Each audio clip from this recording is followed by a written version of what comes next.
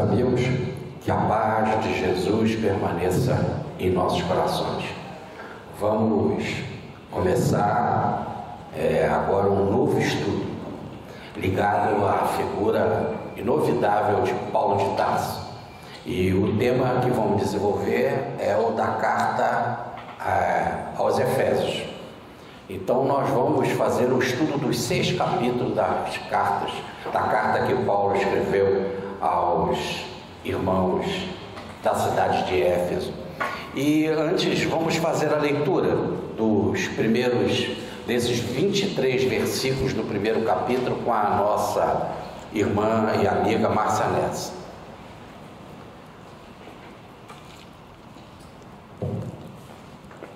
Efésios.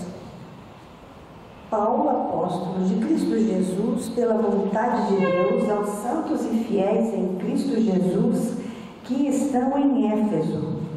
A vocês, graça e paz da parte de Deus, nosso Pai, e do Senhor Jesus Cristo.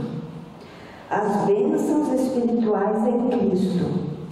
Bendito seja o Deus e Pai de nosso Senhor Jesus Cristo, que nos abençoou com todas as bênçãos espirituais nas regiões celestiais em Cristo. Porque Deus nos escolheu nele antes da criação do mundo, para sermos santos e irrepreensíveis em sua presença. Em amor, nos predestinou para sermos adotados como filhos, por meio de Jesus Cristo, conforme o bom propósito da sua vontade, para o louvor da sua gloriosa graça, a qual nos deu gratuitamente no amado. Nele temos a redenção por meio de seu sangue, o perdão dos pecados de acordo com as riquezas da graça de Deus, a qual ele derramou sobre nós com toda sabedoria e entendimento. E nos revelou o ministério da sua vontade, de acordo com o seu bom propósito que ele estabeleceu em Cristo. Isto é, de fazer convergir em Cristo todas as coisas celestiais ou terrenas na dispensação, na plenitude dos tempos.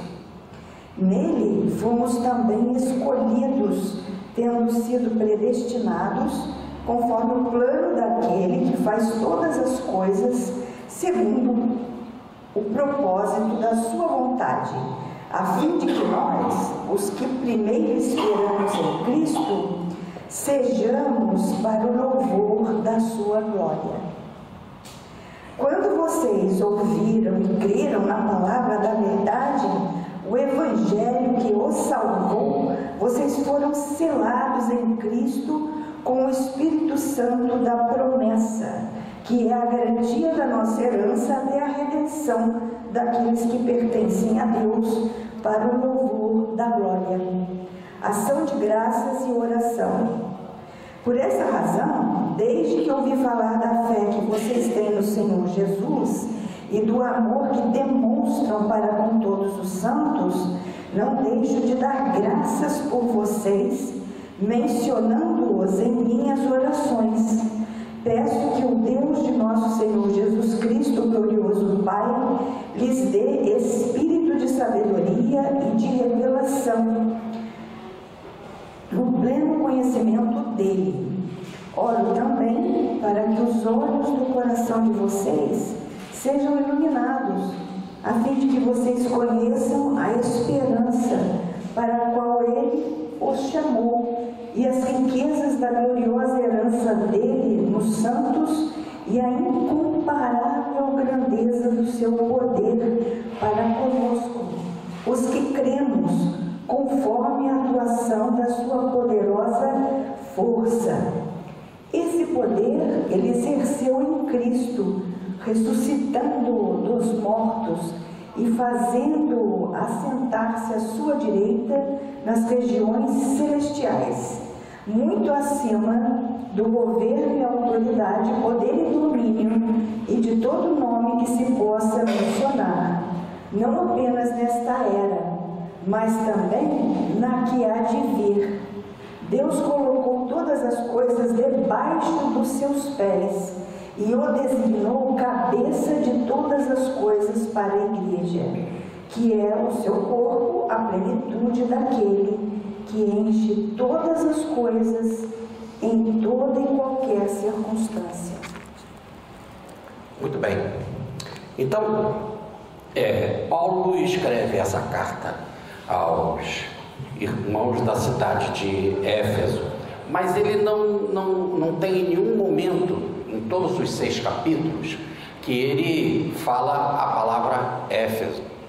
É que toda a tradição, os pais da igreja, sempre colocaram que essa carta foi escrita para a cidade de Éfeso.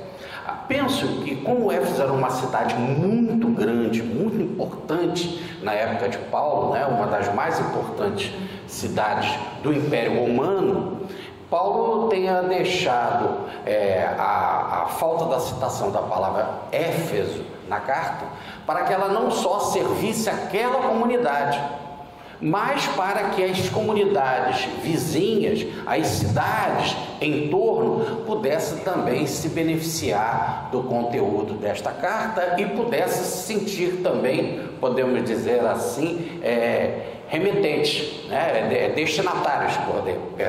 Destinatários desta carta. Muito bem, a cidade de Éfeso, nós tivemos a oportunidade de visitar, que fica na Turquia, é uma potência em termos de cidade, né? Com muitos templos, com bibliotecas, com comércio intenso. Então a arqueologia levantou a grandeza dessa cidade. Era tão importante que ali nós tínhamos a representação da deusa ou do templo de Artemis ou Diana, aonde nós temos neste templo uma das 7 maravilhas do mundo antigo.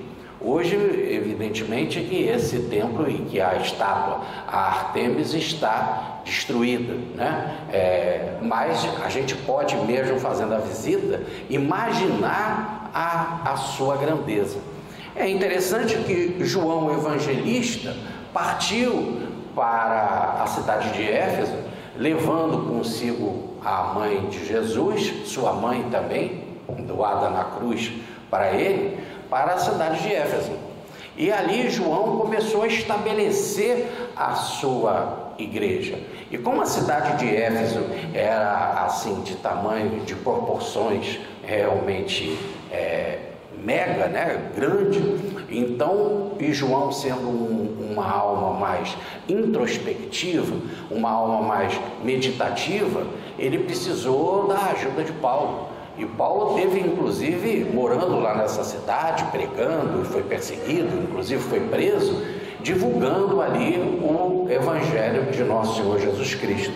E é interessante que quando ele chega na cidade de Éfeso, nos narra nos narra Emanuel no livro Paulo e Estevão, na segunda parte, tanto no capítulo 7 como no capítulo 8, o seu encontro com Maria de Nazaré. Então, no capítulo 7, ele se encontra com Maria, que ele diz que mais se assemelhava a um anjo vestido de mulher, se curva, beija a mão da senhora e pede licença para que naquela noite pudesse ouvir os relatos de Maria, principalmente sobre os primeiros anos de Jesus, sobre o nascimento de Jesus, sobre a infância de Jesus. É aí que ele então se propõe a escrever um evangelho, uma biografia de Jesus. E que no capítulo 8 desse livro Paulo e Estevão, está lá que Lucas, discípulo de Paulo, o seu médico amigo, escreveu esse evangelho. E não só escreveu esse evangelho que Paulo leu, gostou, estava coerente, inclusive com o que ele ouviu de Maria, que foi uma das testemunhas oculares usadas por Lucas, que Paulo então se animou e pediu para ele escrever um outro livro, como continuação desse, que é o livro Atos dos Apóstolos. Ora, sendo assim, nós vemos então a importância ali da cidade de Éfeso, né? Só para se ter uma ideia, essa carta de Paulo aos Éfesos, ela é muito importante. Paulo permanece lá 3 anos pregando. Ali nós temos a casa de Maria, né? Podemos dizer assim, fato extraordinário, onde que ela atendia os doentes, os peregrinos, e falava do seu filho e da mensagem do seu filho. Mas nós temos também na cidade de Éfeso, por causa dessa presença de Maria, e nós visitamos essas escavações, da primeira igreja dedicada a Maria na história da humanidade, lá em Éfeso. E também, olhando para o alto da cidade, nós vemos também aonde que era, podemos dizer, um dos centros do cristianismo na cidade de Éfeso, que é a igreja dedicada a João Evangelista, onde está o corpo de João Evangelista. E é interessante que ali também em Éfeso, já pelo ano 100, João Evangelista vai escrever o 4º evangelho, o Evangelho Intuitivo. Então essa cidade é realmente estratégica para o cristianismo. Temos também que, por causa da presença de Maria ali, nós vemos então essa presença feminina do cristianismo, importantíssimo na sua origem, né? Que também mostra que já era uma cidade dedicada a esse espírito ou esse espírito de feminilidade, já que se havia ali a dedicação pelo templo da deusa Artemis, uma deusa da fecundidade, então uma deusa da natureza, uma deusa da agricultura, ou a deusa Diana, que é a mesma coisa. Só com nomes diferentes. Então esse espírito de feminilidade da cidade foi muito importante.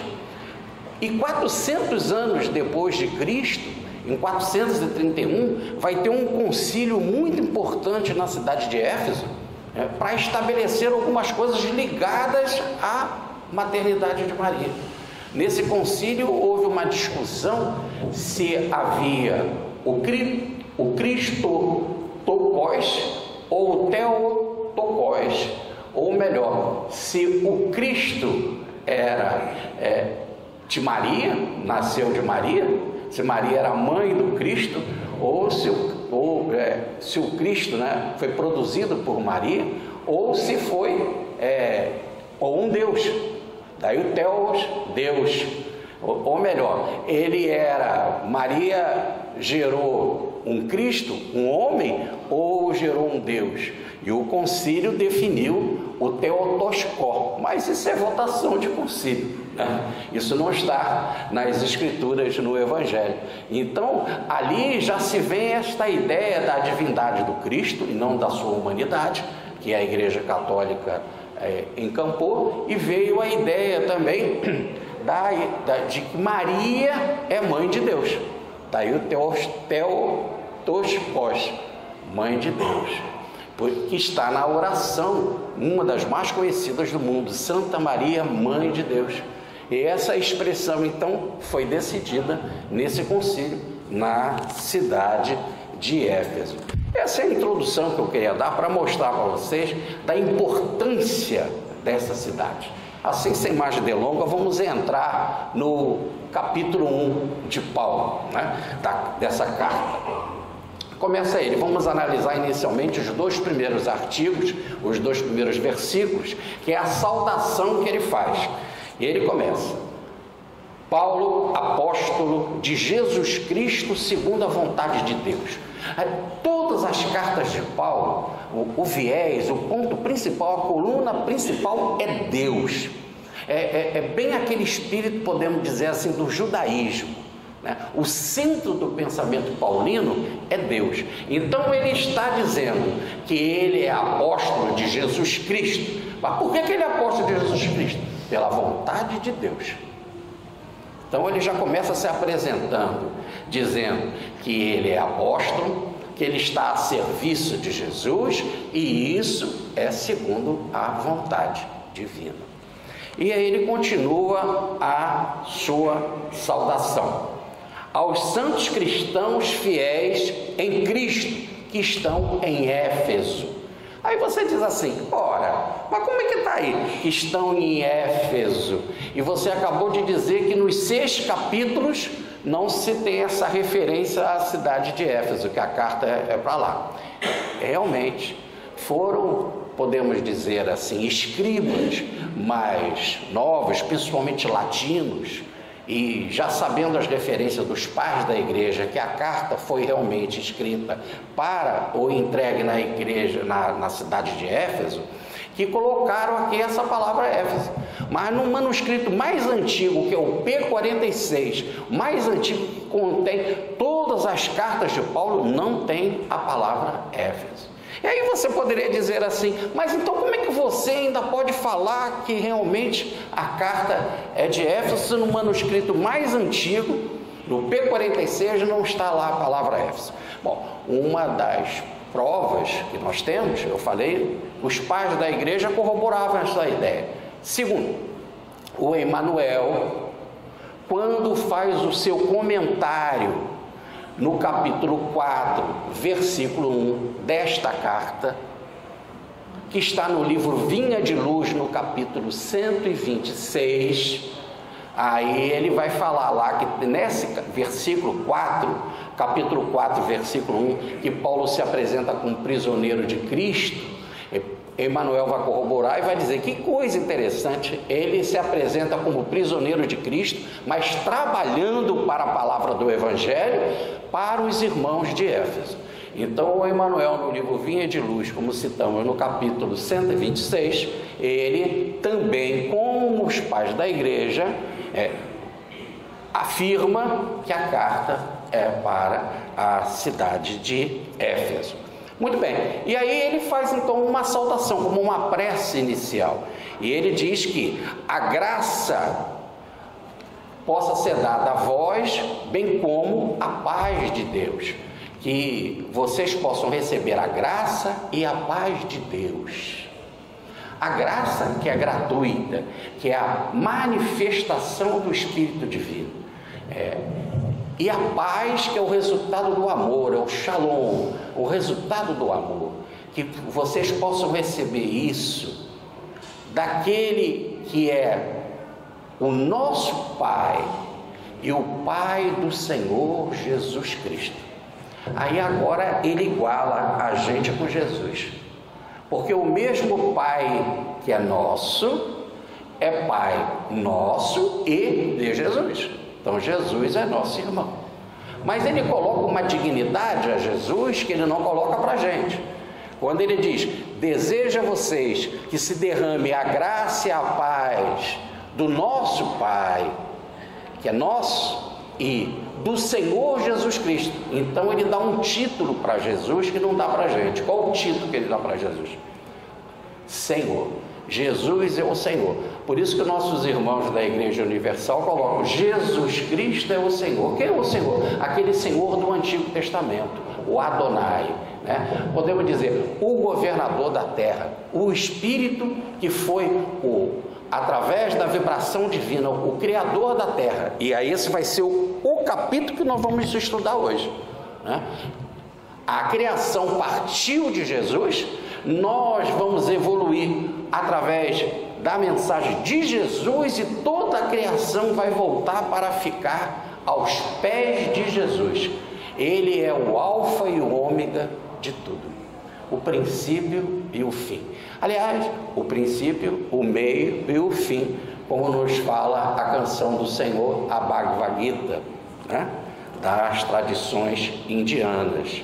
É importante também destacar a palavra paz. Esse Deus é um Deus de paz. Então ele não é um Deus de confusão, ele não é um Deus de conflito, ele não é um Deus de perseguição, ele é o nosso Pai. E é o Pai do Senhor Jesus Cristo. Ele é nosso Senhor que toma conta da gente. E mais, se ele é um Senhor de paz, toda esta carta vai ser muito focada na mensagem da paz. Por 13 vezes a palavra paz vai ser usada no estudo da carta aos Efésios. Vamos para o versículo 3. Continua ele, e aí mais uma vez eu queria que vocês visse essa coluna vertebral no pensamento de Paulo, que é Deus. Como os chineses chamam, né? O Tao, ou Deus, lá na China, o Tao é a viga mestra, a viga de sustentação de toda a construção, seria da construção cósmica. Para Paulo também ele é uma coluna, ele é uma viga mestra de sustentação de tudo. Tudo parte de Deus. E tudo foi estabelecido por Deus. Então ele começa: bendito o Deus e Pai de nosso Senhor Jesus Cristo. Quando ele fala bendito, ele está dizendo, a coisa foi bendita, foi bem programada, foi um dizer abençoado. Bendito quer dizer isso, foi um dito bom. E esse dito bom saiu desse Deus, que não só é Deus, mas é também Pai de Jesus. E ele diz, esse bendito, Eulogetos, que em hebraico quer dizer Baruch. E o Salmo 68, versículo 19, canta assim: bendito seja o Senhor, que dia a dia leva o nosso fardo, esse Deus que é nossa salvação. Então quem cuida da gente, quem leva o nosso fardo, quem comanda tudo, é esse Deus. E esse Deus tem um dizer bendito, um dizer que é uma bênção. E Ele é nosso Deus e nosso Pai, como também é Deus e Pai de Jesus. Ora, continua o nosso Paulo de Tarso. E esse Deus, então, bendito, nos abençoou nas regiões espirituais em Cristo. Nos abençoou em Cristo. Ora, vamos ver aqui primeiro essa ideia de regiões espirituais. Os antigos tinham a ideia, e principalmente os judeus, e Paulo era judeu, né? E que acreditavam assim que haviam muitos céus, ou muitas regiões espirituais, muitos lugares espirituais. Não só lugares positivos, mas lugares negativos. Lugares que haviam espíritos elevados e lugares que haviam espíritos atrasados. E esses muitos lugares é que fez Jesus dizer, tá? No Evangelho de João, no capítulo 14, versículo 2: há muitas moradas na casa do meu Pai. Se assim não fosse, eu não teria dito. Essas muitas moradas são essas muitas regiões espirituais. Só para ver a importância desse tema, esta passagem que está em Éfeso, capítulo 1, versículo 3, que Deus nos abençoou nas regiões espirituais em Cristo, ou melhor, nos dando a Cristo, essa expressão lugares espirituais, regiões espirituais, que na linguagem nossa corriqueira nós podíamos falar plano espiritual, só nessa carta aos Efésios ela é citada 5 vezes. Então repare que para falar de céu superior, onde habitam espíritos superiores, nós temos o capítulo 1, versículo 3, o versículo 20 e o capítulo 2, versículo 6. Agora, essa região espiritual, mas como um céu inferior, como uma região inferior para espíritos inferiores. Aqui nessa carta nós temos o capítulo 3, versículo 10 e o capítulo 6, versículo 12. Então o que se está falando é de muitos planos espirituais, que vai do inferior ao superior. E quanto mais se eleva, né, mais, podemos dizer, é luminoso. Ora, vamos pegar aqui alguns exemplos. Já citamos que Jesus diz que há muitas moradas na casa do Pai, e Ele mesmo conta que Ele iria nos preparar um lugar, e que para onde Ele vai, nós iremos também. Ora, então nós vamos ficar no plano, na região, no lugar em que Cristo se encontra e que é o local que ele vai preparar para a gente. Uma outra passagem é que Paulo de Tarso diz assim, que nós vamos de glória em glória, de um plano para outro plano. Vamos de glória em glória. E cada plano, então, nós vamos tendo um corpo específico e vamos tendo a glória ou a estatura daquele plano, a evolução daquele plano, né? Ou desses mundos, né? Desses lugares. Isso está na segunda carta aos Coríntios, no capítulo 3, versículo 18. Há uma outra passagem, na segunda carta aos Coríntios, no capítulo 12, versículo 2, que Paulo disse que em processo de meditação, ele entrou em êxtase, saiu da consciência comum e foi ao terceiro céu, e que ouviu coisas que são indizíveis. Olha o terceiro céu, né? Se nós olharmos no século XIV, nós vamos ver Dante Alighieri, na sua Divina Comédia, falar que o céu tem 9 planos. Mas ele vai dizer que o inferno tem outras quantidades de plano. E vai dizer também que o purgatório tem 3 planos. Assim são as muitas moradas. Muito bem. Mas o que é interessante é que esse Deus bendito, que disse coisas benditas, a coisa mais bendita foi nos ter abençoado. Aonde que ele nos abençoou? Nas regiões espirituais. E nos abençoou nos propondo, esse é o seu beneplácito, é a sua vontade, ou o seu bem-querer, aquilo que o agrada, que nós iríamos em Cristo um dia herdarmos a bênção de viver na região espiritual da estatura crística. Ora, então, não é um programa divino, mais do que um programa, nós vamos ver já já, é um contrato divino e que está estabelecido e ganhamos uma bênção na região espiritual para isso, para um dia chegarmos a essa estatura, não só a estatura crística, e poder habitar a região espiritual crística. Agora, se nós olharmos, o verbo no original, e há muita discussão, está aqui no nosso português, da ideia de passado. Ele nos abençoou. E aí há muita discussão com relação a isso. Porque se ele nos abençoou na região espiritual, nós já estávamos na região espiritual. E nos abençoou e nos entregou a Cristo, para Cristo ser o nosso Senhor, ser o nosso governador, o nosso dirigente, o nosso condutor. Ora, e aí vem a ideia de que a criatura é formada na hora do parto, né? Se a alma nasce na hora do parto, ou como que é agora a igreja na hora da fecundação, por isso que ela, graças a Deus, não admite o aborto, né? Neste caso, fica difícil, na origem, a gente já ter recebido a bênção. Então eles propõem como se fosse uma visão futurística de Deus, como se Deus, sendo onisciente, conhecendo tudo e não estando preso a passado, presente e futuro, ele já estava nos vendo no futuro, e quando nós nasceríamos, seríamos criados por ele, tá certo? Receberíamos a governança do Cristo, e o Cristo iria nos conduzir para um dia recebermos a bênção de viver na morada crística. Então é como se fosse um olhar para o futuro, para nós, porque para ele em si não existe passado, nem presente, nem futuro.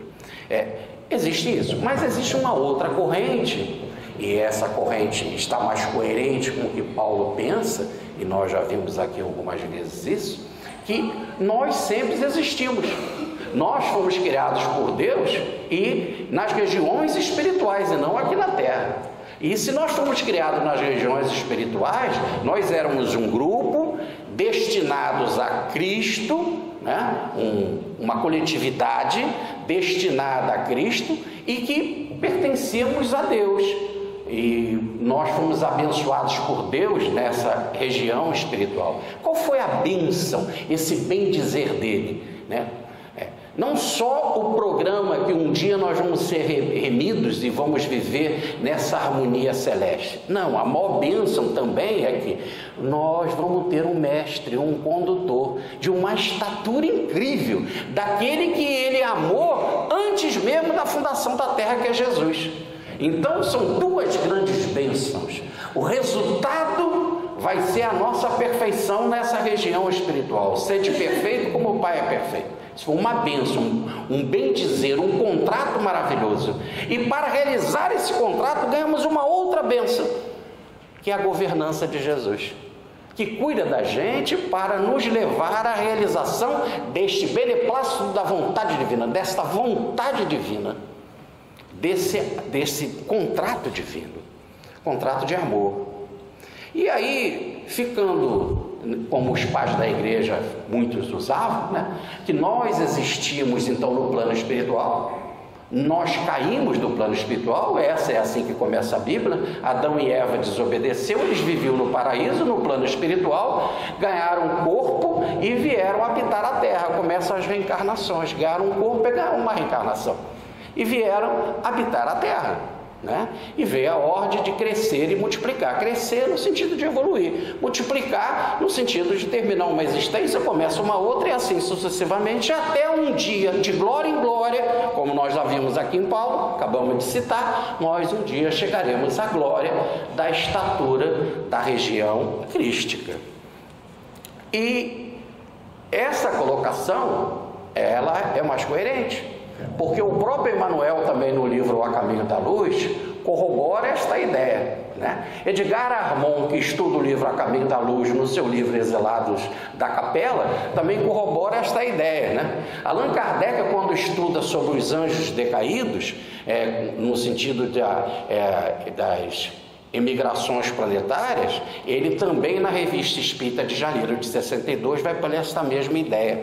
E aí nós temos que na primeira raça, e teve um período aqui, se encontra no YouTube, vocês poderão assistir, existe uma série de palestras que nós fizemos aqui sobre o estudo das raças. Fizemos 11 palestras sobre o estudo das raças no ano passado. Mas aqui o que é o foco importante para nós é que a primeira raça seria a raça espiritual, quando a gente no plano espiritual perturbado, ainda virado para a nossa ignorância, para a nossa doença, para a inconsciência, nós fomos entregues para evoluir à grandeza de nosso Senhor Jesus Cristo.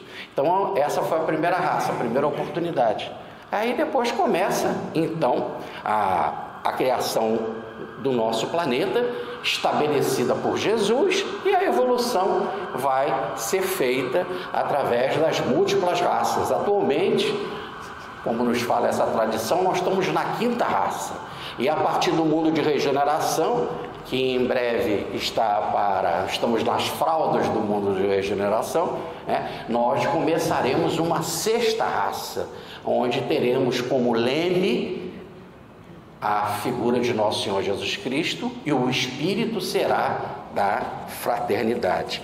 Mas então, se a ideia é que Deus teve uma visão do futuro, ou se nós estávamos recebendo esta bênção divina no plano espiritual, qual a melhor corrente? Então, para isso, nós fomos nos utilizar de uma tese da USP, do professor Moisés Olímpio Ferreira, de junho de 2006, e o nome da tese se chama Epístola de Paulo aos Efésios, uma proposta de leitura linear. Está disponível na internet. E na página 95 e 96, quando ele está analisando este versículo, e o verbo, no caso, abençoou, ele faz um estudo realmente muito técnico, mas que dá para a gente, apesar de ser técnico, dá para a gente entender o propósito. No versículo 3, ocorre a enumeração de fatos pontuais, de vários fatos.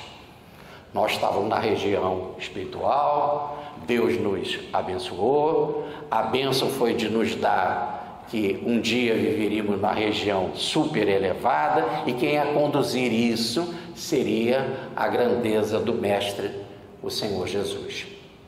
Então, no versículo 3, ocorre a enumeração de fatos pontuais no passado. Olha, no passado. E com noção de sucessão temporal dos vários fatos que vão acontecendo através do tempo. Em razão do particípio ariosto, que marca a precedência de um ato em relação ao outro.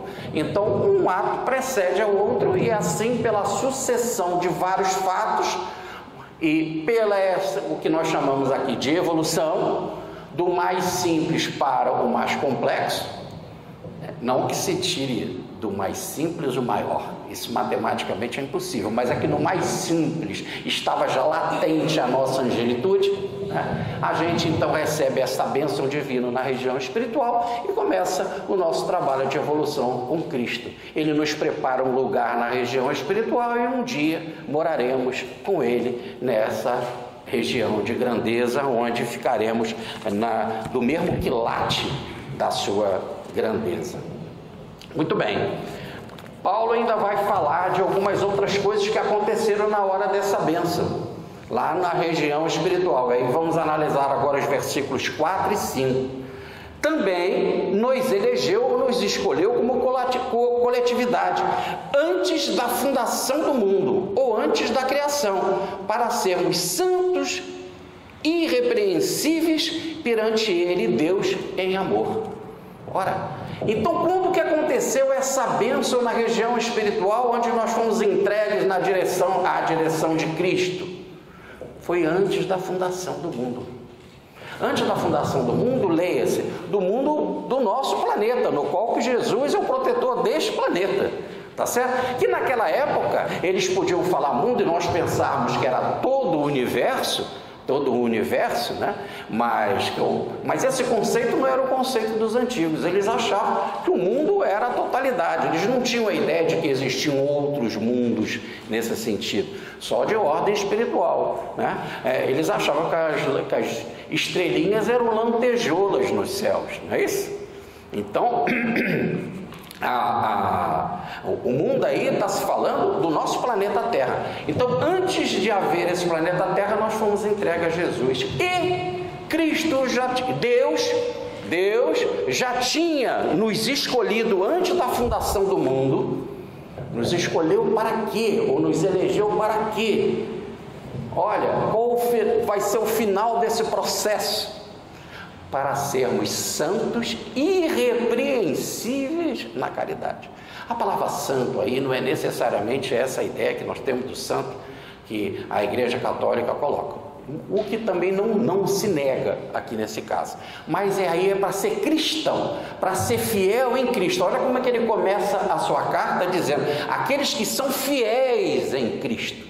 A palavra santo sempre foi usada nas Escrituras, veja, nas Escrituras, para o cristão.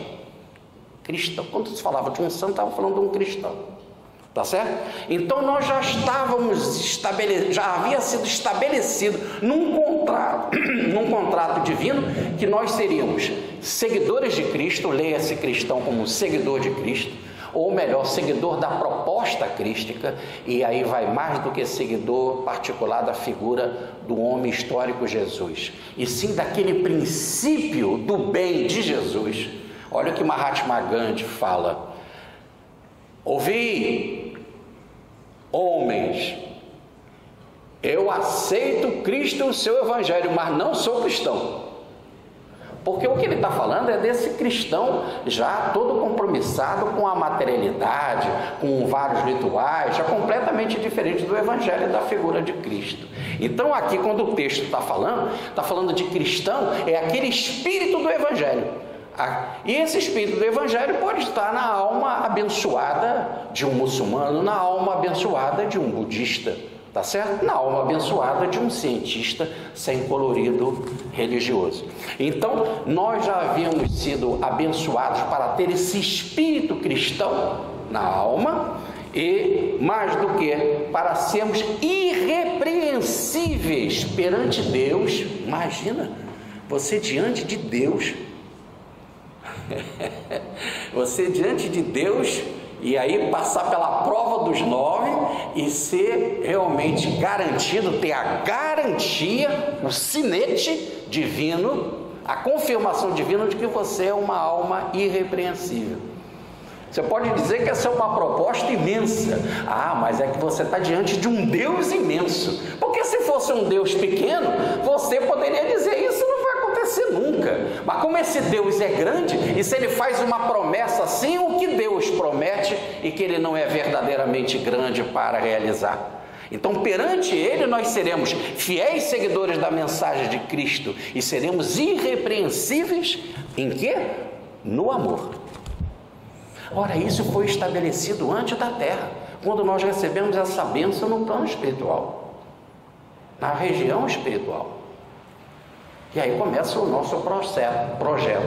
Só para vocês terem uma ideia, essa ideia de antes da fundação do mundo, isso não é uma passagem só aqui de Éfeso, não. Isso é uma passagem normal das Escrituras, se fala pouco sobre isso, mas está bem claro aqui. Por exemplo, Mateus capítulo 25, versículo 4, Lucas capítulo 11, versículo 50, Hebreus capítulo 4, versículo 3 e também Hebreus capítulo 9, versículo 26, Apocalipse capítulo 18, versículo 8 e capítulo 17, versículo 8. Então essa ideia de antes da fundação do mundo, e que antes dessa fundação do mundo, e quem coordena esta fundação é nosso Senhor Jesus Cristo, como está no Evangelho, e nada do que foi feito sem Ele, e tudo que foi feito por Ele, tá certo? É o que Paulo aqui está estudando nesta carta. E aí diz aqui o versículo 25, o versículo 5, e Ele nos predestinou, nos predestinou. A palavra que é traduzida por predestinar no original dá a ideia, adivinha de quê? De assinar de antemão um contrato. Predestinar tem a raiz, a ideia de assinar de antemão, anteriormente algo. Aliás, as nossas reencarnações são assim. E várias vezes, por exemplo, o doutor Bezerra fala isso. É interessante, o doutor Bezerra fala isso para companheiros daqui do Grupo Espírita e Regeneração, dirigentes do Grupo Espírita e Regeneração. Eu assinei o seu planejamento reencarnatório. Eu botei lá a minha garantia.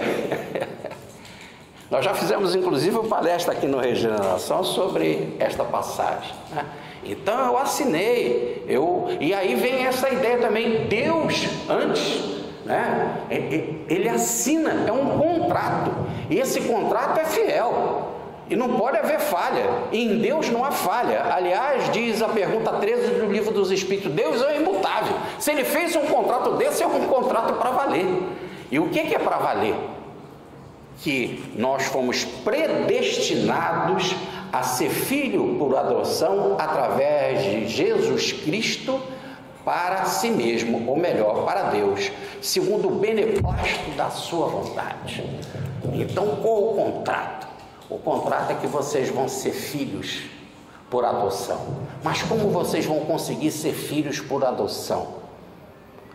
Cristo vai intermediar, é através de Cristo, por meio de Cristo. E o que é isso? Para sermos dele, ou melhor, para sermos de Deus, para sermos de si mesmo, como diz aí a passagem, para sermos de Deus. E isso é segundo o beneplácito. A palavra beneplácito no original é endóquia, que quer dizer o seu parecer bem, aquilo que o agrada. Isso o agrada muito, e por isso que é o seu beneplácito, é o beneplácito da sua vontade, aquilo que agrada a sua vontade. É que a gente vai, um dia está assinado em contrato, nós vamos ser filhos por adoção. E quem vai nos levar a essa condição? Jesus Cristo. Ele é que vai conduzir esse processo. E isso agrada muito a Deus. Isso é o seu beneplácito. Aí a gente só fica assim, poxa, mas eu não queria ser filho adotivo. Não tem nada a ver, o texto não está falando sobre isso, e quando nós estudamos Romanos, nós estudamos isso. Aqui é uma característica que Paulo está se utilizando de uma técnica ou de uma cultura dos romanos. E Paulo estava escrevendo para Éfeso, que era uma cidade romana, e o mundo era dominado por Roma. Então ele se utiliza de um princípio romano, dizendo assim: se você é criança, não pode receber herança. Vai ter que ter um tutor. Vai ter que ter um tutor para esperar você ficar maduro. E quando você ficar maduro, né, você vai poder receber por adoção, tá certo? Essa herança. Então o filho por adoção é isso, receber a herança. Mas você só pode receber a herança, você não pode dar uma fortuna, um palácio para uma criancinha administrar. Ela não tem condição, então bota um tutor. Tá certo? É o caso do nosso império aqui, do Pedro II. Tinha lá os tutores que cuidavam do Pedro II. Aí quando ele chegasse na maioridade, ele assumiu o império. Tá certo? Assumiu o império. Como estava com muita confusão, e o imperador é um espírito evoluído, o Pedro II, e também que passou por um estudo muito acentuado, teve uma excelente preparação, houve também uma ideia desses tutores, e também foi a vontade do país, que se adiantasse essa idade. Então adiantou para que ele com 15 anos assumisse o império. Então agora podemos dizer, agora ele assumiu, não através de outro, mas por ele mesmo, pela sua capacidade, pela sua maturidade, a condição de administrar o império. Tá certo?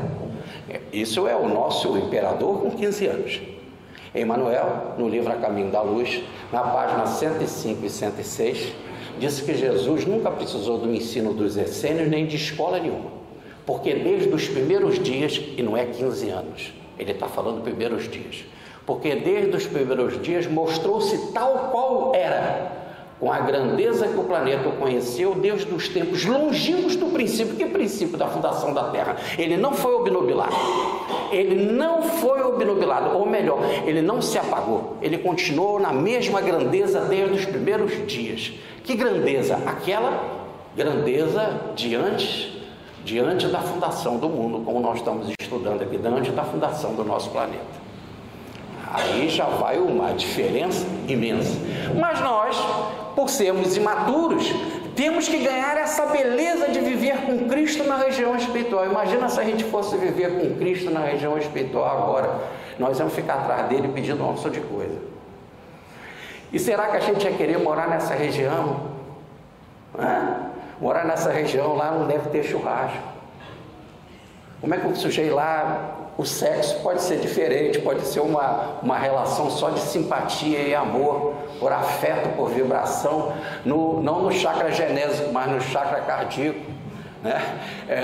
No nosso lar a alimentação já é por respiração, e já teve revolução, o governador teve de abrir as cadeias. Então, para espíritos imaturos, será que nós estamos acostumados? Nós vemos tanta gente reclamar dos retiros espirituais, né? Guardando aqui todo o respeito ao meu pai, né? Meu pai é um cara legal também, mas ele me deu uns exemplos muito interessantes. Uma vez eu levei ele em Nogueira, lá em Petrópolis, e Nogueira simples, Nogueira não tem nada, só tem lá uma lojinha de empadinha, tem uma padaria e tal, e ele ficava andando atrás de mim, da Regina, perguntando quando que nós vamos embora. E quando nós fomos embora, ele morava em Copacabana. Quando nós deixamos ele no calçadão de Copacabana, na praia, no calçadão, e que ele desceu, ele falou assim: isso é que é vida. Que Deus o guarde. Muito bem. Então, será que nós estamos maduros? Então, para receber essa herança, para ter a doação, essa adoção é isso, ter a doação da herança divina. E a herança divina não são bens materiais, é essa região tão elevada em que a gente tem aquele mesmo amor crístico e viver na dignidade, na estatura crística. Então nós temos que ser preparados para esse bem dizer que ele deu, que é segundo o seu beneplácito, que é segundo a sua vontade, que é o seu querer agradável. E para nos preparar, ele botou um professor da melhor qualidade, que a gente nem pode chamar de professor. Aliás, ele mesmo disse: me chamais mestre? Sim, eu sou. E não chameis ninguém de mestre. Está em João capítulo 13, versículo 13, e Mateus no capítulo 23, versículo 10. Ele é o nosso mestre, é o nosso governador. Muito bem. E aí, nesse caso, nós vamos estar maduros para viver essa dignidade. Por isso que Paulo fala: vamos de glória em glória, evoluindo passo a passo, e cada vez habitando corpos diferentes em regiões diferentes, compatíveis com a nossa maturidade. Bom, para louvor da glória de sua graça, para louvor. Então, veja, a única coisa que se deve louvar, diz as Escrituras, é Deus. Só Ele é digno de louvor. E louvor e toda a glória. E este louvor de glória foi nos dada a graça, né? Foi nos dada a sua graça, que é gratuita, diz ele, no amado. Esse no aí, só fazendo um pequeno portuguesinho aqui, esse no é em mais o. Então é em, no é a formação de em mais o. Então esse em é em Cristo, é uma relação mística, de unidade mística, de unidade não de ordem física, mas de ordem espiritual, por vibração magnética, por vibração amorosa. E aí como é que ele chama como que Paulo chama isso? Chama essa relação que nós temos que ter com Cristo, que ele chama de amado. Cristo é o amado. É o Pai que está chamando o Filho de amado. E olha então, se nós vamos viver nessa região crística que Ele vai preparar e vamos viver com Ele, vos preparei um lugar para onde eu estiver, vocês possam estar também. Repare então que quando nós chegarmos a essa estatura, nós também seremos amados. Então se você é amado, só pode ser amado porque tem um amor. E a relação entre o amor e o amado, quem faz é o amante. Então nós temos aí as três palavrinhas interessantes: amor, amante, amado. Ideia, amante, ação, amado, criação. Ou nós temos Espírito, Pai, Filho.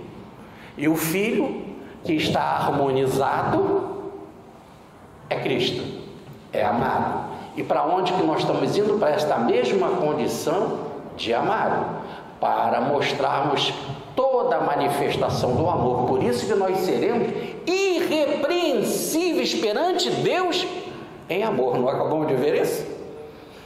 Então se eu serei irrepreensível perante Deus no amor, eu serei amado, como Cristo é amado. Muito bem. Continua Paulo agora no versículo 7. Em quem? Em Jesus temos. O que ele vai nos dar? Primeiro, a redenção através do seu sangue, pelo seu sangue. Então nós vamos receber a redenção. A palavra no original é apolutrosis. Vamos receber a redenção através do sangue de Jesus. Aí vocês poderiam dizer assim: por isso que os nossos irmãos falam, é das Escrituras, o sangue de Jesus tem poder. Então uma gota do sangue de Jesus, eu não imagino, foge da minha ideia, que a vibração do sangue crístico realmente pode trazer algo que não dá para eu imaginar. Mas a ideia não é essa que Paulo quer dizer. Ele está falando que o sangue de Jesus é o sacrifício. Sangue está no sentido de sacrifício. A gente fala assim popularmente. A gente diz assim: eu dei o meu sangue. Você não deu o seu sangue, você não foi lá fazer doar sangue, né? nem derramou sangue. Lutou, trabalhou, se esforçou. Então foi essa entrega de Cristo. Isso foi um verdadeiro sacrifício. Isso foi o martírio de Cristo. Mas não é um martírio quando a gente pensa de sangue de Cristo, nós vamos lá para a cruz. Quando Quando a gente pensa em sangue de Cristo, falando em martírio de Cristo, nós vamos lá para a cruz. Não, toda a vida do Cristo foi um martírio. Toda a vida dele foi uma entrega tremenda. Ora, mais do que isso, podemos dizer que essa encarnação crística, leia a encarnação no sentido correto, essa manifestação do Cristo na forma da carne, na aparência da carne, para ser visível para nós, essa, e que diz a carta aos Filipenses no capítulo 2, versículos 7 e 8, é Paulo quem está dizendo, ele se humilhou, saindo da grandeza divina para viver na forma, aqui na aparência humana. Ele se humilhou. Melhor, a tradução da palavra humilhar, o original é se esvaziou. Ele se esvaziou daquela grandeza em que podia viver numa luminosidade que nos foge à compreensão, nos foge. Imagina quando ele foi transformado em sol e ficou com as roupas como se nenhuma lavadeira pudesse fazer, como na transfiguração no Monte Tabor. Os apóstolos já caíram por terra. Nós não estamos preparados para imaginar essa luminosidade divina. Quando ele aparecer para Moisés ficava também tomado de luz e tinha de botar um pano no rosto, porque senão os outros não aguentavam olhar para o rosto de Moisés.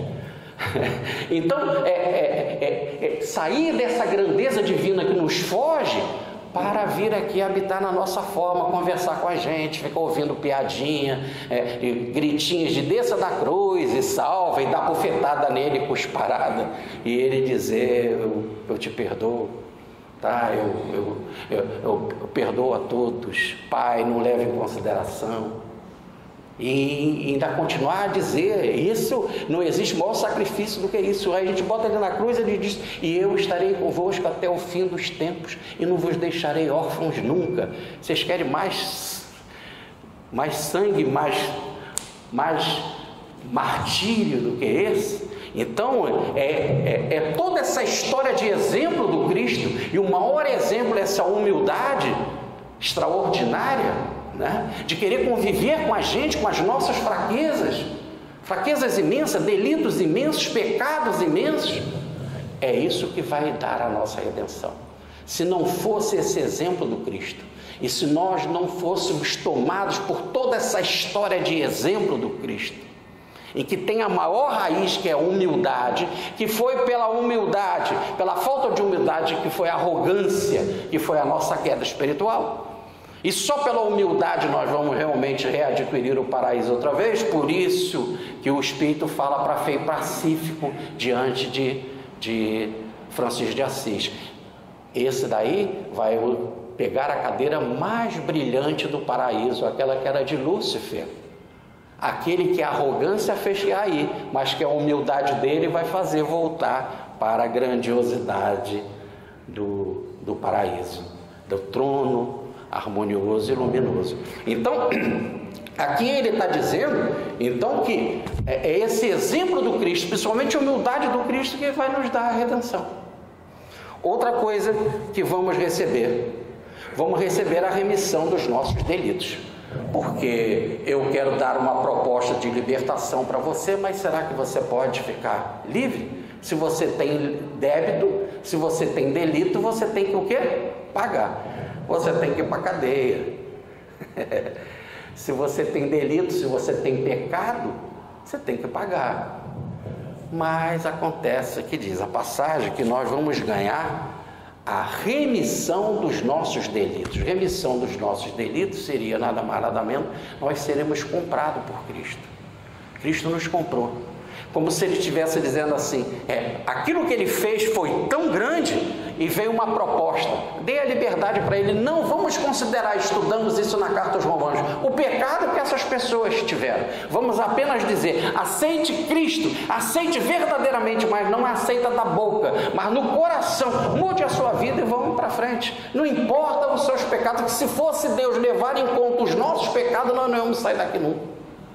Então ele, como um bom pai, ele está sempre nos perdoando, e a toda hora, seja lá o pecado que você for, se você mudar pelo arrependimento, fizer uma volta volta sobre si mesmo e quiser dar uma nova direção à sua mente, isso é metanoia, como dizia João Batista, isso é arrependimento verdadeiro, é uma mudança mental, a proposta está feita. É lógico que você aqui do mundo vai continuar sofrendo, vai continuar tendo dificuldades, mas a proposta não é a dificuldade, e sim o bem que você pode fazer para atingir a estatura crística. E como nós podemos ter a certeza que essa mensagem de Jesus vai nos dar essa redenção? Como nós temos a certeza que que Deus, através de Cristo, vai nos comprar, vai nos libertar, vai nos tirar da escravidão, vai dizer: vem, eu estou te dando a proposta, vem ser filho, deixa de ser escravo do pecado e venha ser filho do amor, deixa de ser escravo das trevas e venha ser filho da luz. Como nós vamos ter a certeza?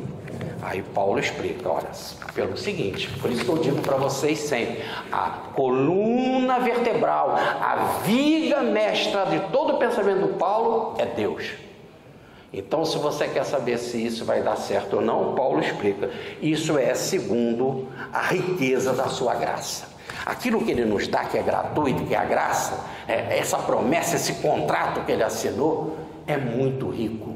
Não é um contrato vagabundo, não é um empréstimozinho, sabe, daquelas contas do INSS, que o cara pede ali aquela mixaria, né? Ou aquelas continhas para pagar da Caixa Econômica da casa própria. Não. O banco de Deus, diz Pietro Baldi, tem recursos infinitos. Eram 5 peixinhos e 2 pães. 5.000 homens comeram, fora as mulheres e as crianças. Ainda sobraram 12 cestos de Jesus. Escolhe tudo, todas as migalhas, para não desperdiçar nada. É um banco poderosíssimo. Tem recursos incomparáveis, infinitos. Ora, é a primeira carta do tarô, a carta do mago. Ele tem o infinito na cabeça, daí ele pode realizar tudo através desse infinito. No entanto, nada é impossível a Deus, diz o anjo a Maria. É um banco incrível. E este banco, diz lá, é rico. É muito rico, é o banco mais poderoso do universo. E a palavra lá para explicar essa riqueza dessa graça para nos libertar é uma riqueza abundante. Ela é gratuita, ela é eficaz, ela é grandiosa, ela é eterna, para sempre.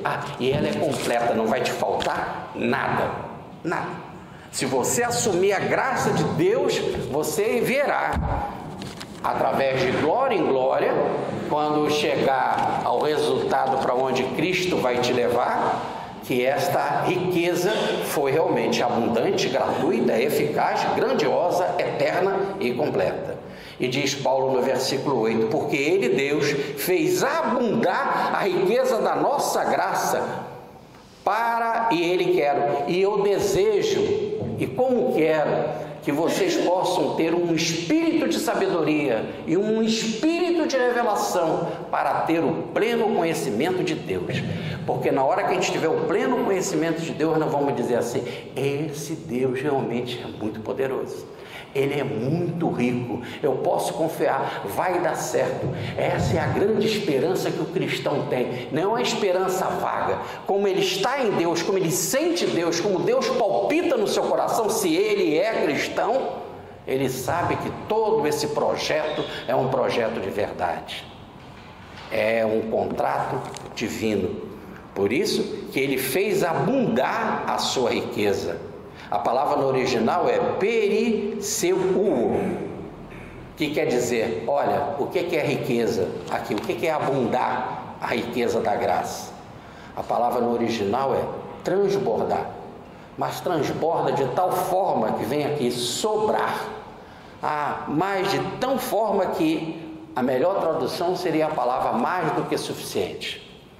A grandeza de Deus, você pode dizer assim, poxa, mas nos levar a ser santo, irrepreensível em amor, chegar à grandeza de Cristo e viver numa região espiritual que não nos falte nada e que eu seja plenamente completo, como se estivesse dizendo, isso para Deus é nada. Ele tem uma riqueza tal, um poder tal, que é muito mais que isso que ele fez. Tá certo? Ele é suficiente para fazer isso e ainda sobra, transborda. E aí Paulo diz, então o que eu preciso ter para compreender isso? Ter um espírito de sabedoria, um espírito de revelação, para que eu possa conhecer ter pleno conhecimento de Deus. Repare que ele fala um espírito de sabedoria. Um espírito de sabedoria. Na primeira carta aos Coríntios, no capítulo 12, nós vamos encontrar essa ideia do espírito de sabedoria, os muitos dons espirituais. E existe muito. Se o dom espiritual que Paulo coloca aqui, importantíssimo para a gente compreender Deus, 2. Primeiro, a sabedoria de Deus. Ter um espírito que nos dê a ideia da sabedoria de Deus. Segundo, ter revelação sobre Deus. Ter revelação é ter contato íntimo, é desvendar cada vez mais o Espírito Divino, cada vez mergulhar nele, é um contato místico, E no caso, a palavra aqui, para que você possa ter sabedoria e prudência, 2 coisas então que a gente precisa para conhecer Deus: ter sabedoria e ter prudência. Só que a palavra no original para prudência phronesis, e para sabedoria é sofia. Então essa phronesis é a mesma palavra para inteligência, discernimento, compreensão.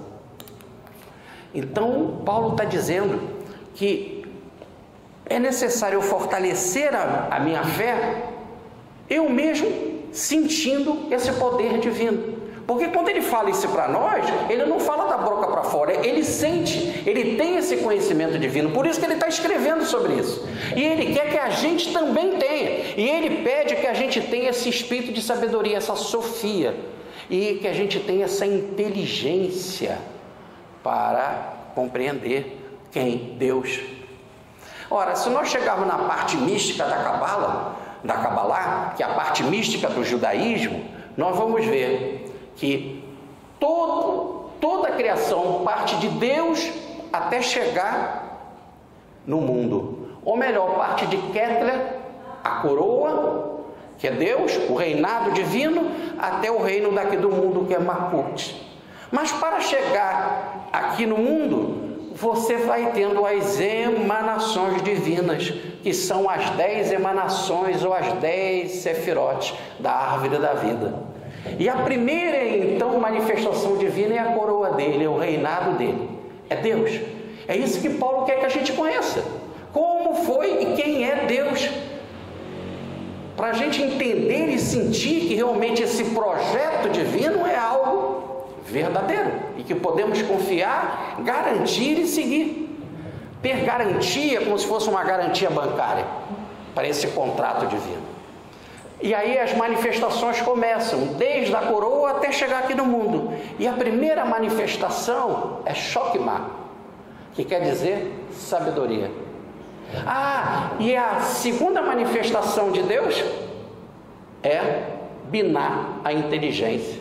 Então as 2 maiores manifestações de Deus para nós é a sua sabedoria, que não dá para entender, é fruto da experiência, de um contato místico, de um saborear, e a inteligência divina, a grandeza divina, aquilo que a primeira pergunta do Livro dos Espíritos fala da suprema inteligência. Paulo está querendo que a gente perceba isso, que a gente possa ter esse espírito de sabedoria, que a gente possa ter esse Chokmah, que a gente possa ter esse Binah, essa inteligência grande, para entender plenamente quem é Deus. Porque nós somos filhos. Por que ele está fazendo todo esse esforço? Meu Deus, porque nós somos filhos de Deus e não conhecemos o nosso Pai. É a novela aí que está na reprise aí, né? Que eu não vejo, quem deve ver são algumas pessoas lá de casa. Eu só vivo uma outra pessoa lá em casa, eu não posso dizer quem é. E vê a novela, e que ela me contou isso, porque eu não vejo, que é a Avenida Brasil, em que o filho está lá brigando com com a mulher lá, porque ele quer conhecer quem é a mãe dele, quem é o pai dele. Nós somos assim, que nem essa... E criamos toda aquela confusão, como tem na novela lá, Avenida Brasil. Toda a nossa vida é essa confusão. A nossa vida é essa confusão. Sabe por quê? Porque a gente não conhece o nosso pai.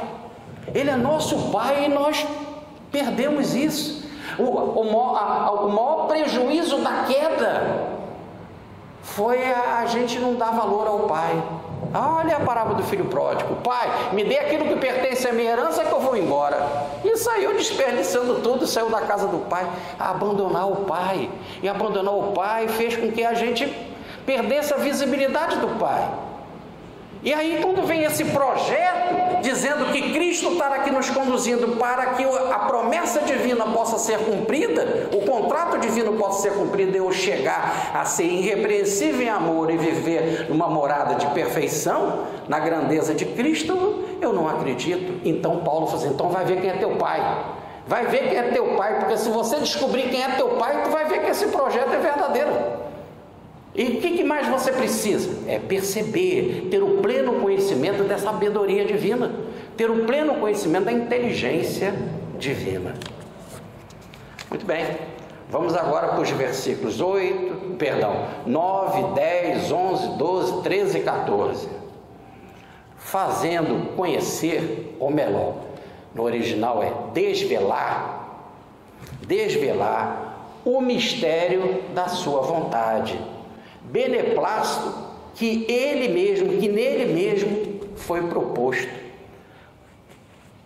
Reparem que isso para nós, agora o contrato divino virou um mistério. Eu perdi. Um mistério é algo oculto. A palavra no original é segredo. Daí as chamadas doutrinas secretas, né? Aquelas coisas ficaram perdidas, ficaram ocultas. E eu perdi isso. Então isso que eu estou falando, isso que Paulo está contando, é um mistério divino, só que está oculto, eu não percebo. Aí então diz Paulo aqui, agora foi dado a conhecer, foi desvelado, foi tirado o véu. E quando foi agora? De Cristo para cá. Cristo foi nada mais, nada menos, a sua manifestação entre nós, aquele que tirou o véu, abriu o véu e nos começou a contar esse segredo do Pai. Se apresentou como filho e tudo aquilo que o Pai disse para ele nos revelou. E ele fez tudo aquilo que o Pai queria. Então, a partir de agora, por isso que nós temos aqui o véu do parroquete, como está em Mateus, no capítulo 27, versículo 51. Quando Cristo estava na cruz, diz essa passagem aí de Mateus, que como que fosse uma mão de bronze, rasgou o parroquete, que é o véu que cobria o segredo divino. Lá na Arca da Aliança tinha um véu, no templo também tinha este véu. E ali ninguém via o que estava lá por trás, que era a luminosidade divina, que era a chama divina. Ninguém podia ver, tá certo? E esse véu foi rasgado, como se estivesse dizendo assim, agora o mistério acabou. E qualquer um pode penetrar, porque eu sou o sumo sacerdote, penetrava uma vez por ano. Agora a porta foi aberta. Disse Jesus, a maior prova de que o véu foi aberto, eu sou a porta, e você poderá entrar e achar pastagem, alimento, um outro tipo de alimento. Então é possível. Ora, para a dispensação da plenitude dos tempos. Essa é uma passagem muito difícil de ser traduzida. E eles traduziram aí por dispensação do tempo, da plenitude dos tempos. Plenitude dos tempos a gente pode imaginar lá no fim, mas não é bem assim. A palavra dispensação, no original, dá a ideia de governo. É tão diferente, né? Dispensação, que dá a ideia de retribuir, mas é um governo que retribui, né? É um que compartilha. Não é um governo que retém, como os nossos, que retém para os governantes. Esse é um governo que compartilha. E este governo será um novo governo, uma nova sociedade regida pelo novo governante. Então lá, é isso que está querendo dizer, lá o resultado final, o final dos tempos, é que nós vamos viver numa morada de perfeição. Santo Agostinho escreveu um livro sobre isso, chamado A Cidade de Deus, ou o Apocalipse chama de a Jerusalém Celeste. Ou melhor, será uma cidade, será um reino, será uma região espiritual governada pelo Espírito Crístico, governada pela perfeição, né? Pela harmonia. Então lá, nesse final dos tempos, o que vai acontecer? Aí é genial, Paulo. Ele diz assim, lá, quando houver esse governo crístico, tudo, a palavra no original é tapanta, de tudo, tudo vai convergir para Cristo. Cristo é como se fosse um ponto final, um ponto ômega, que tudo vai em direção a Ele, todo o universo. Agora ele não está dizendo que são os homens, ele não está dizendo que são os animais, não, ele está dizendo tudo, tudo vai convergir para Cristo. É o que hoje a ciência já sabe. Eu trouxe aqui o livro para vocês. Eu vou pedir aqui depois você acha que já está pegando aqui na filmagem, né? O Fenômeno Humano, do Padre Teilhard de Chardin, que é um livro maravilhoso, que trata da evolução de tudo que existe. E essa evolução está indo para um ponto perfeito no universo, que ele, por ser padre e por ser jesuíta e por ser cristão, ele chama esse ponto maior, o ponto de convergência, Cristo. Como Paulo está dizendo aqui, tudo vai convergir para Cristo. Então aqui Cristo, ele é como se fosse um tipo, um modelo. Pergunta 625 do Livro dos Espíritos. O nosso modelo é um tipo, e tudo está evoluindo para lá, mas não só o ser humano. Padre Teilhard de Chardin vai para a China, vai fazer escavações arqueológicas. Isso é um livro científico, não é um livro religioso, científico e filosófico, que ele vai tirar enlações, vai ter citações evangélicas, porque ele é um padre, mas ele é um pesquisador, é um cientista. Ele vai mostrar todo o processo da evolução saindo do mais primitivo, da ilha-esfera, passando pela biosfera, da biosfera para a zoosfera, da zoosfera para a noosfera e da noosfera para a cristosfera, a esfera de Cristo. Ele faz uma projeção, então, que nós estamos caminhando para Cristo. Então ele diz assim, nós passamos primeiro da ilha-esfera, ilha é matéria, da ilha-esfera para a biosfera, que é a esfera da vida. E é interessante que eu trouxe aqui um artigo do nosso Ronaldo Rogério de Freitas Mourão, falando sobre a origem da biosfera. Então a evolução é da ilha-esfera, da esfera da matéria, para a biosfera, a esfera dos vegetais mais simples até os vegetais mais complexos, para a zoosfera dos animais, depois vai para a noosfera de nous, mente, que já é a fase da consciência do homem, e da fase do homem nós podemos imaginar que vai passando pelas fases angélicas, etc., até chegar à cristosfera. Então é do alfa ao ômega, do princípio ao fim, do A a Z. E o que o Padre Teilhard de Chardin, ele então coloca aqui nesse livro Fenômeno Humano? Ele coloca essa evolução. Como cientista foi aplaudido, porque esse é um caminho muito mais lógico, muito mais amplo do que a evolução das espécies de Charles Darwin. Ele foi pelo mesmo princípio e chegou a conclusões mais altas ainda. Mas como padre foi condenado, foi exilado, recebeu um cala-boca, teve de fazer silêncio e sofreu muito. Mas mesmo assim continuou, na medida do possível, escrevendo. Mas o que é mais importante é que ele não renunciou à igreja. E não renunciando à igreja, esta bomba da evolução ficou lá dentro. E por enquanto que a igreja não aceitou, aquilo ficou lá. Mas gradativamente outras mentes abertas foram crescendo, né? O Papa João Paulo II está com o livro Fenômeno Humano nos seus braços e diz assim: não me falhe o que fizeram com o telhado de Chardin. E aqui no Brasil foi feita a melhor tradução com notas de rodapé significativas pelo tradutor Miguel Arcanjo, e que convidou nada mais nada menos do que o cardeal Evaristo Armes de São Paulo na época para ser o prefaciador da obra. E que ele, o cardeal Evaristo Armes, coloca a obra num patamar de grandeza, né? Pietro Baldi, no livro Descida dos Ideais, escreve um artigo: o meu encontro com o telhado de Chardin. Não o encontro físico, mas o encontro de ideias, né? Muito bem, então ele mostra essa ideia de que tudo, não é só o ser humano, mas tudo aquilo que foi criado por Cristo, que é o planeta, tudo está evoluindo, e está tudo evoluindo para onde? Para Cristo.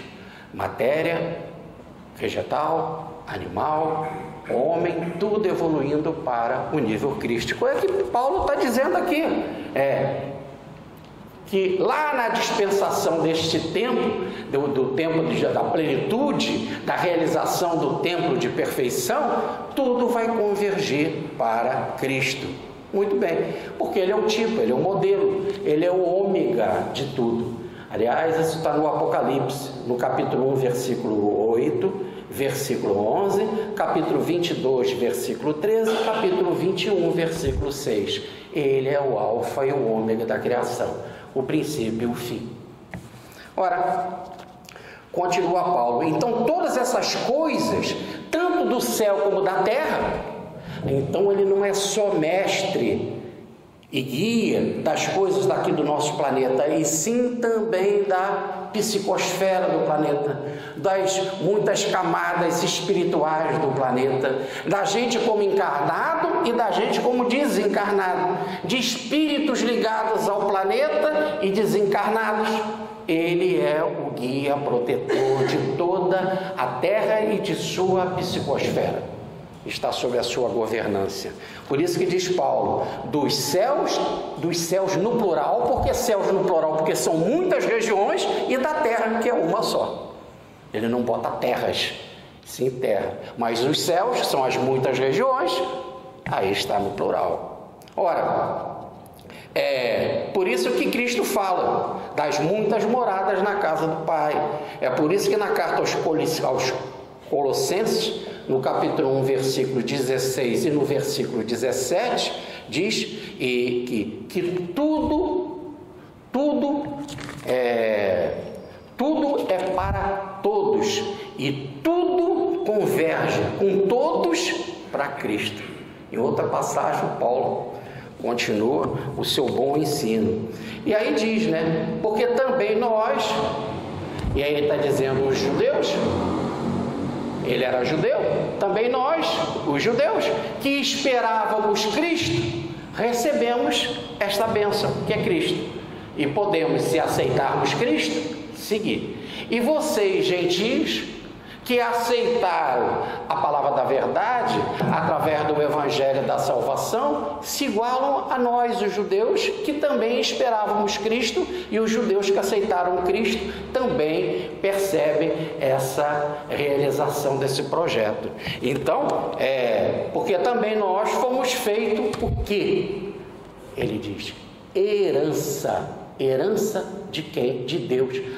Paulo agora inverte e está dizendo que o objetivo de tudo isso, de toda essa proposta divina, é que ele quer resgatar a herança dele. E a herança dele somos nós. Ou melhor, nós não, tudo. Tudo é dele. E ele está fazendo isso tudo. É igual a gente não vai no tribunal lá, quando morre um parente e tem lá uma herança, e aí você faz toda a luta e consegue advogado, isso, aquilo e tal, né? E tem que falar com um, fazer um acordo com o outro, etc, etc, preparar toda uma documentação, né? Para conseguir a herança, não é assim? Deus também faz todo esse arranjo para conseguir aquilo que pertence a Ele mesmo, que somos nós. Só que Ele não quer nós assim, porque Ele nos fez bonitinho, todos nós diamantes, e estamos aí carvão. Mas nada do que ficar na terra o carvão para se transformar outra vez em diamante. Agora Paulo nos versículos 15, 16 e 17. Agora ele vai começar uma nova etapa em que ele vai dar um exemplo prático. Qual o exemplo prático? Ele vai começar a falar diretamente para os irmãos ali da cidade que ele estava escrevendo, no caso Éfeso, e vai dizer assim: eu, Paulo, ouvindo falar de vocês e vendo a fé de vocês e vendo o amor de vocês de um para com o outro, eu então não me esqueço nas minhas orações, nas minhas lembranças de orar para vocês. A palavra no original é meneia, ou melhor, nas minhas memórias. Vendo como vocês são e vendo como vocês estão indo, eu não paro nas minhas lembranças de pensar em vocês e de orar para vocês, para que vocês possam chegar a esse conhecimento divino, a esse conhecimento da sabedoria, da inteligência divina, para ver esse plano perfeito. Então eu oro para vocês para isso. E mais ainda, para que o Deus do Senhor Jesus Cristo, repare que o cara é Senhor, Jesus é nosso Senhor, mas para que o Deus dele, esse Senhor tem um Deus, e Jesus não nega isso, falando com Madalena, ao sair do túmulo, no jardim ali do túmulo, diante de Madalena, ele falou assim: eu ainda não fui para o meu Pai, ainda não voltei para essa região celeste, para o meu Pai, para o vosso Pai, para o meu Deus, para o vosso Deus. Bacana Jesus dizer isso, está em João no capítulo 20, versículo 19. Ele fala para Madalena: o meu Pai, o vosso Pai, o meu Deus, o vosso Deus. Ele é igual a gente, só que ele é nosso Senhor. E Paulo quer que esse Deus de nosso Senhor não é um Deus qualquer, porque não é o teu Deus. E naquela época os gregos tinham muitos deuses. Eu não estou falando de um Deus qualquer, eu estou falando daquele Deus que regeu aquele cara imenso, o cara que é Jesus. Eu quero que esse Deus, que é o Pai da glória. A glória para os judeus é a Shekinah, é a vibração divina, é a plenitude da luminosidade divina, é o esplendor luminoso de Deus. Que esse Pai esplendoroso, luminoso, que é o Deus de Jesus, dê a vocês, aos crentes, o quê? Um espírito de sabedoria e uma revelação plena de conhecimento. É isso. Para que vocês, tendo a sabedoria, a inteligência divina, aquilo que foi emanado de Deus para o nosso benefício, vocês venham realmente a compreender Deus. Para isso, para você ter essa captação, para ter essa sabedoria, essa inteligência, você precisa de um órgão especial. E esse órgão especial vem os versículos 18, 19, 20 e 21, que Paulo vai dizer: iluminando os olhos do nosso coração, os olhos do vosso coração. Iluminar os olhos do coração. Coração é espírito.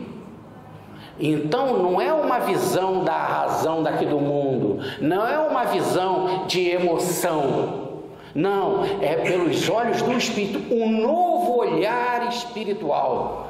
que é fruto de uma intuição elevadíssima, da vivência de uma relação amorosa imensa com Cristo, para você, pelo afeto em Cristo, chegar a uma intuição plena, uma intuição que desperta o balde, que pega fogo. Ou que ele, comentando sobre Francisco de Assis, ele diz: é um verdadeiro incêndio mental. E o que é os olhos do coração? Aristóteles chamava de olhos da alma. Jesus dizia que esse nosso coração devia de estar limpo. Mateus capítulo 5, versículo 8. Olhos da alma era como Platão falava no seu livro Sofista, no item 254, que Ovídio falava na sua Metamorfoses, nos itens 62 a 64, e que o Zohar, livro místico do judaísmo, analisando Deuteronômios, que é um dos livros de Moisés, na folha 119, versículo 3, chama de olhos da alma. E Paulo queria, então nós não estamos falando de algo assim, que Paulo esteja usando algo assim, uma citação poética. Não, isso não é uma citação poética, isso são palavras técnicas. Daí dizer Jesus: brilhe o vosso olho, o olho central, do chakra central, mas não do corpo físico, mas da alma, do espírito. Para quê? Para que você possa saber, diz Paulo. O que a gente precisa saber? A esperança da nossa vocação. Para que você foi chamado por Cristo? Para que você se diz cristão? Por que você diz que gosta de Cristo e quer seguir Cristo? Qual é a esperança desse chamamento? Para ficar aqui assim, só vindo a instituição para ser um Papa Hóstia? Só vindo a instituição para ser um cantador de salmo? Ou só vindo a instituição para ganhar passe? Vai ficar assim, só para vir pedir? Não. Qual é a esperança desse seu chamamento? Para onde você está indo? Essa esperança está te conduzindo para onde? É isso que você precisa saber. E caminhar para realizar essa esperança. Outra coisa, precisa saber qual é a riqueza da glória desta herança. Olha, essa herança que você vai receber é uma riqueza incomparável. É algo imenso. O homem deixou tudo, vendeu tudo, só para adquirir o terreno onde tinha essa pérola. É uma riqueza. Outra coisa, qual a suprema grandeza desse poder de Deus? Porque você pode dizer: essa esperança é imensa, essa riqueza é imensa, essa esperança é imensa, a riqueza é imensa, mas ele tem poder para isso. Agora ele vai começar a estudar esse poder de Deus. Ele vai dizer assim: essa suprema grandeza que está é a operação desse poder de Deus. A grandeza de Deus se manifesta numa operação. É uma técnica divina em que ele manifesta todo o seu poder. É uma ação. A operação no original está energeia, que quer dizer uma ação. Deus tem um poder, ele age de tal forma que através do poder dele você vai conseguir a sua transformação. E Paulo explica, ainda continuando no versículo agora 19, continuando no versículo 19, e aí ele começa a falar de forma definitiva: é a eficácia da força do seu poder. Se é eficaz, é porque não vai ter erro, é uma coisa forte, é a manifestação de um poder, uma força incalculável. Então, definindo as palavras: eficácia, energeia, é uma ação. Força é kratos e poder é ischus. Ele então vai agir, ele vai se manifestar, ele vai operar. Aí você diz assim: mas eu ainda não vi uma coisa muito poderosa feita por ele. Ele vai dar um exemplo. Eis algo que você nunca viu e que mostra que realmente essa eficácia da força divina. Exemplo: a ressurreição de Jesus. Explica. a ressurreição de Jesus. É isso que Paulo está dizendo. Então, se algo assim tão poderoso, que a morte não foi vitoriosa, e que Paulo vai escrever: aonde está, ó morte, a tua vitória? Ele vai dizer: conosco acontecerá a mesma coisa, nós também chegaremos nesta plena vida completa, a vida de ressurreição. Se ele ressuscitou Cristo, por que ele não tem poder para te ressuscitar? É isso que Paulo está dizendo. Você pode dizer: mas como é que eu vou viver ressuscitado lá numa região tão elevada, na região crística? Lembra, ele ressuscitou Cristo. E mais que ressuscitou Cristo, ele fez a ascensão do Senhor, como diz o Atos dos Apóstolos, capítulo 1, versículo 6. E Jesus subiu aos céus, e mais de 500 viram ele subir aos céus. E diz a passagem aqui de Paulo: para sentar à direita da sua vontade nos céus. Então Jesus subiu aos céus e está sentado à direita de Deus, à direita de Deus. Mas a direita aqui não tem nada a ver dele estar numa posição como se fosse um local geográfico que fica à direita de Deus. Não, a imagem da direita é lugar de honra. Nos grandes banquetes, nas grandes solenidades, quando vinham grandes pessoas visitar o reino, aquela pessoa que era querida, que era prestigiada, que era valorizada pelo rei, ele mandava sentar à sua direita. Então a posição da direita não tem nada a ver com um local geográfico, e sim com uma posição de honra. Cristo agora nos céus está em posição de honra perante Deus, porque realizou um trabalho magnífico. E o maior trabalho que ele realizou não foi ter completado a sua missão, porque a sua missão ainda não está completada. Ele diz, está no Evangelho de João: o Pai me deu uma obra que eu tenho que completar. E essa obra que ele tem que completar é nos levar todos nós a essa perfeição, a essa estatura divina. Mas ele realizando essa missão, ele já está nessa grandeza. E com isso ele recebeu todo o poder sobre o céu e a terra. Está aí em Mateus, no capítulo 28, versículo 18, em Atos, na passagem de Estevão, no capítulo 7, versículo 56.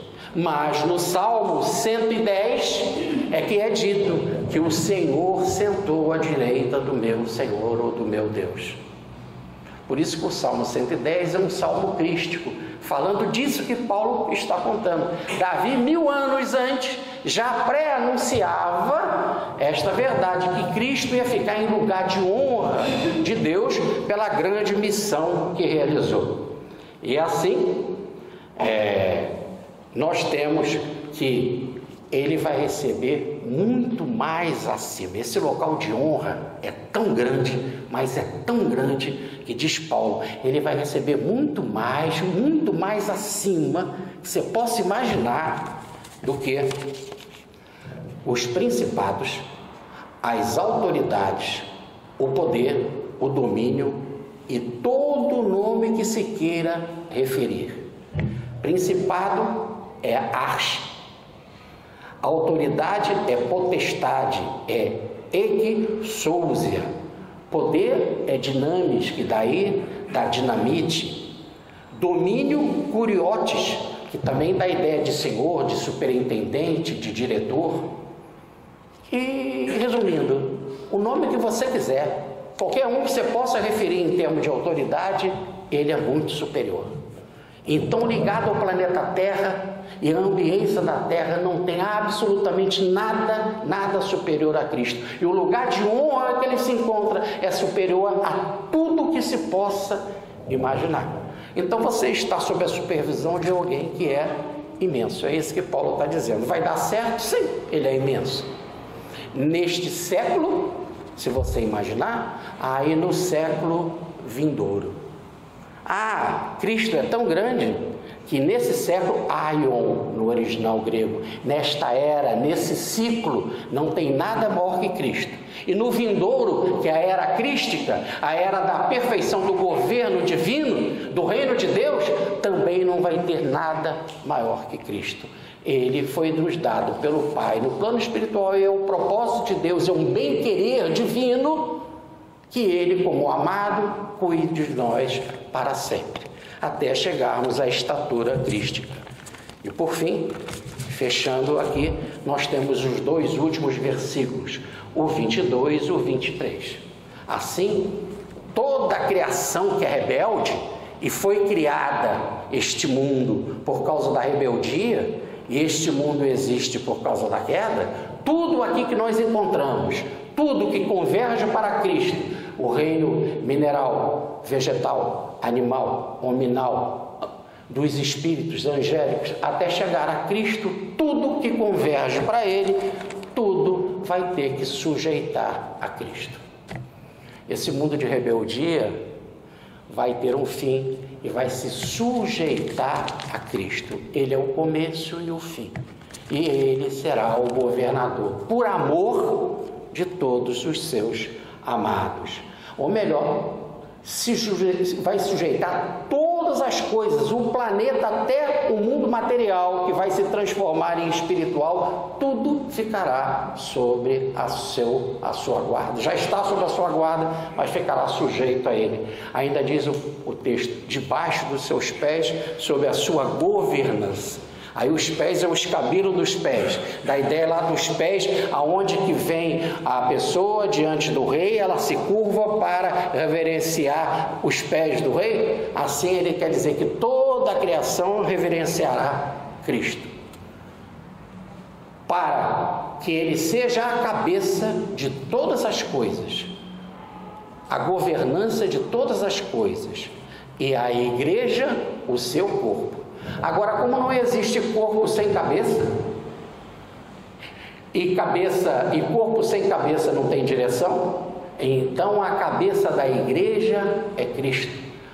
Toda a comunidade, leia a igreja, não é igreja, não está se falando da igreja católica nem da igreja protestante, está se falando de comunidade. A palavra eclésia quer dizer comunidade. Toda a comunidade crística será o corpo de Cristo, e Cristo será a direção de toda essa comunidade. Não precisa de outras lideranças, a não ser a única liderança que é Cristo. Só tendes um mestre, a ninguém chameis mestre, pois só tendes um mestre, Cristo. Mateus capítulo 23, versículo 10. E assim, ele sendo a cabeça Cristo, toda a comunidade é o corpo. E ele vai viver nesse corpo completamente